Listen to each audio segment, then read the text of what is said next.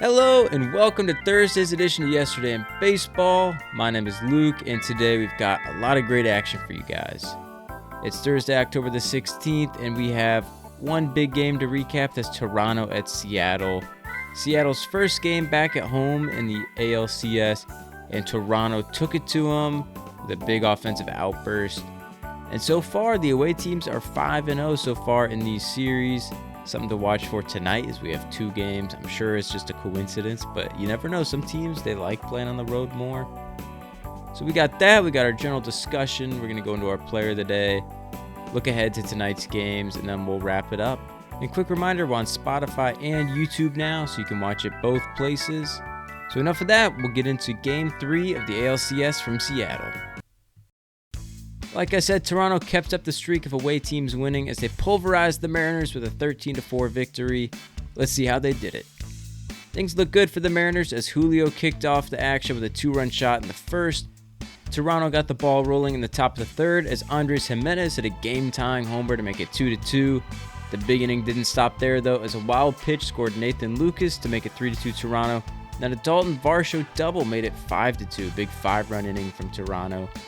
George Springer crushed a solo shot in the fourth to make it 6-2. In the fifth, Vladimir Guerrero hit a homer to make it 7-2. Then Ernie Clement hit an RBI single to make it 8-2, closing the book on Kirby, who went 4 innings and gave up 8 earned runs. Toronto added 4 more in the sixth as Nathan Lucas had an RBI groundout. Then Alejandro Kirk had a 3-run shot to make it 12-2, just demoralizing for those Seattle fans. In the bottom of the eighth, the Mariners scratched a few across as Arozarena and Rowley hit back-to-back solo shots to make it 12-4, and then Toronto wrapped it up with an Addison Barger solo shot in the ninth, making it 13-4, and their 5th homer on the day. Toronto took this one and take a game back from Seattle, as the series is now 2-1, Mariners up. So starting off with a few points to talk about from this game, we have the pitching for Toronto leading off. Bieber was great, going 6 innings, giving up only 2 earned runs, 8 strikeouts, and a very clean sheet aside from a couple late homers, but that's going to happen when you have a lead that big. You're not going to be throwing your best guys out of the bullpen. Overall in the day, though, the Mariners were shut down. They only had 4 runs on 8 hits. Still, overall, when your offense is putting up those numbers, that's passable. And one thing I noted was everything kind of seemed to be falling for Toronto. Bloopers, any kind of weird play. It just seems like one of those days where everything's going your way, and if you're Seattle, everything's going against you. So kind of expect some of that to even out in tonight's game. But that's still not to discredit Toronto's hitting, because our next point was a hard hit balls. Toronto had a whopping 14 hits with an exit velocity of over 100 miles an hour in this game. They were just smacking the ball around. Again, Kirby didn't really look great, and they were teeing off on him, but it didn't really matter who it was. All night, Toronto's offense was getting it done, knocking the ball around the field, making stuff happen. And that's a big part as to why they just had so much success in this game. And maybe it continues, who knows? So that'll be interesting to see tonight how that goes. And on to our games tonight. I just had a quick thing I wanted to highlight. Ohtani, he's definitely been struggling, and they said, well, we're not going to win the World Series with him hitting the way he is. It's not really true. They're still balling without him. I don't know.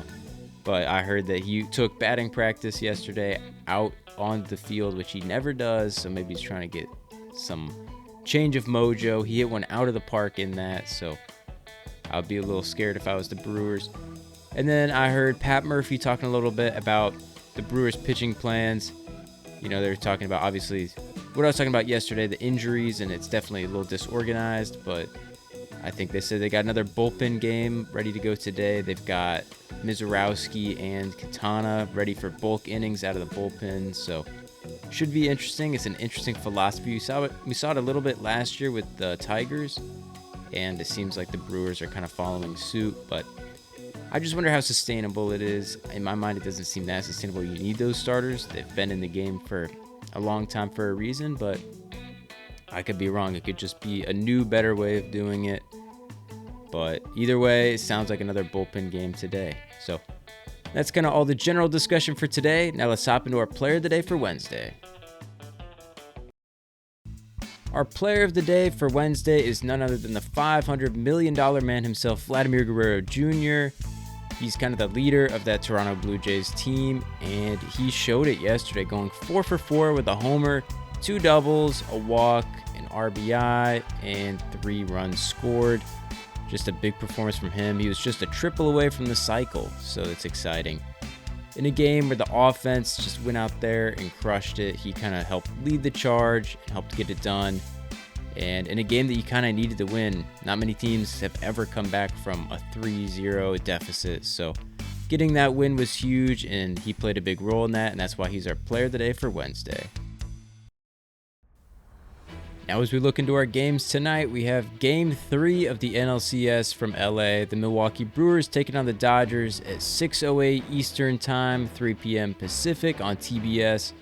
Again, the Brewers said that they have a bullpen game. They have Mizorowski and Quintana ready to go out of the bullpen for some bulk usage. And the Dodgers have Tyler Glasnow on the bump. Glasnow has a .82 ERA in 2 starts versus Milwaukee this year. That's going to be another tough performance for Milwaukee if they want to get it done.